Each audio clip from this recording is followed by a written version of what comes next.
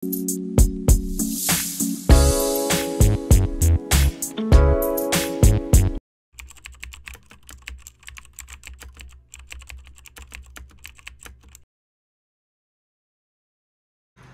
అండి.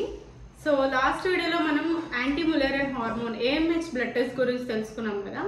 So anti Mullerian hormone blood test ద్వారా మనకు ఆ ఓవరీ యొక్క నంబర్ తెలుస్తుందా, దాని క్వాలిటీ తెలుస్తుందా అనేసి అడుగుతున్నారు.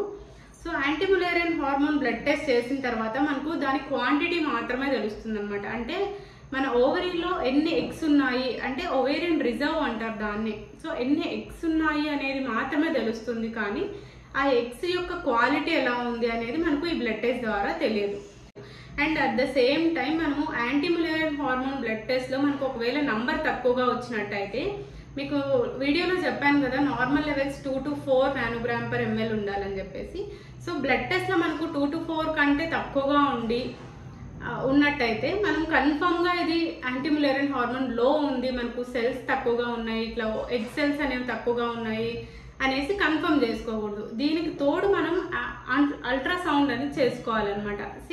ఈ అల్ట్రాసౌండ్ స్కాన్లో మనకు యాంట్రల్ ఫాలికల్ సెల్స్ అనేవి కనిపిస్తాయి. సో మనకు AMH బ్లడ్ టెస్ట్లో నంబర్ లో ఉండి దానికి తోడు అల్ట్రాసౌండ్ స్కాన్లో కూడా మనకు ఎగ్ సెల్స్ అనేవి నంబర్ తక్కువగా కనిపించినట్లయితేనే మనం కన్ఫర్మ్ చేసుకోవాలి డయాగ్నోసిస్, ఈ సెల్స్ తక్కువగా ఉన్నట్టు.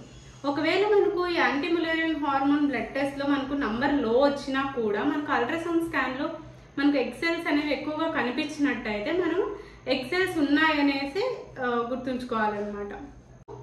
యాంటీ ములేరియన్ హార్మోన్ బ్లడ్ టెస్ట్తో పాటు అల్ట్రాసౌండ్ స్కాన్ చేసి అప్పుడు డిసైడ్ అవ్వాలి ఎన్ని ఎగ్స్ ఉన్నాయి అని చెప్పి. దాని తర్వాతనే ఇన్ఫర్టిలిటీ ట్రీట్మెంట్స్ అన్నవి స్టార్ట్ చేసుకోవచ్చు అనమాట. చాలా మంది ఇన్ఫర్టిలిటీ ట్రీట్మెంట్స్ స్టార్ట్ చేసే ముందు ఖచ్చితంగా anti Mullerian hormone blood test అయితే ఖచ్చితంగా చేసిన తర్వాతనే స్టార్ట్ చేస్తారు. So thank you.